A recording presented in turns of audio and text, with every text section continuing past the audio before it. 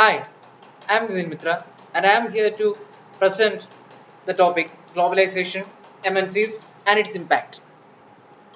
We all know the civilization started uh, in the world in the form of primitive communism, which means the resources, the property, and everything in the world was equally shared by everyone in the world.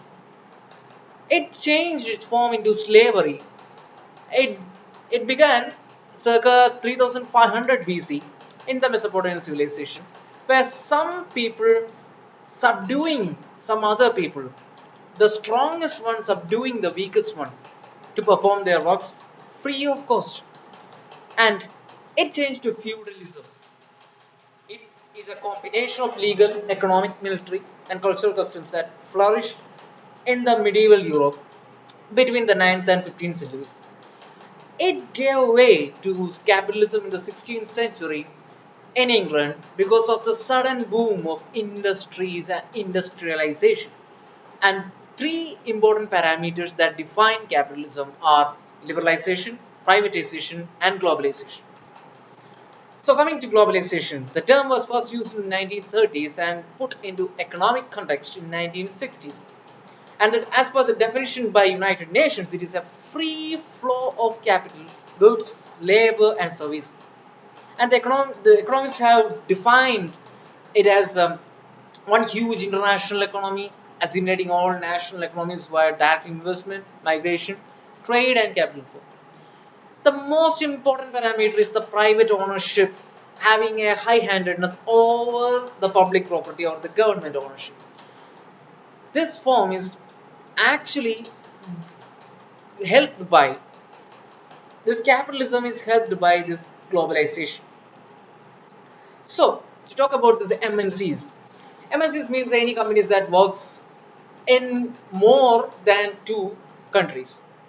So it is a major growth engine of globalization because all we know that about globalization capitalism is that there are no boundaries to sell products. So the customer base is very large, and also the marketing strategies, production facilities, all depends on where they are going to produce and where they are going to sell. And the advantages of MNCs is that the job creation, the high payment that they offer when compared to the government companies, and also F1 company is coming to a host country and they are offering the services, these products, and everything, and it means that it is actually helping in the GDP of the country, which means the standard of living of the country will improve.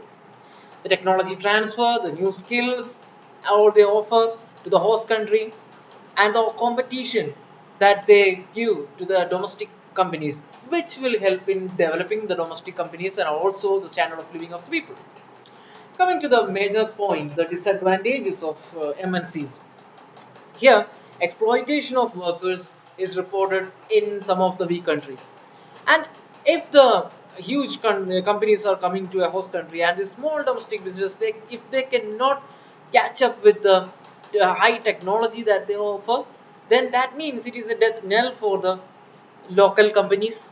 And also social commitment is a big concern because if they are coming here only for doing business and for the sake of making money and without any social commitment towards the host country, then that means it is bad for the country, it is not good for the society also. And also a very important thing that we see is that impartation of foreign culture. We all know that today we Indians are actually blindly following the Western culture. It is known as the Westernization. We live as per the old ways of what Westerners did. All the bad things and good things are taken blindly. So I would like to conclude that MNCs are good, globalization is good, capitalism is good, but there should be some restrictions from the host countries, and MNCs should be having that self willingness to be socially committed, and there should be a symbiotic relationship between MNCs and the local people, and a synergy should exist between the policymakers of the host country and also the MNC.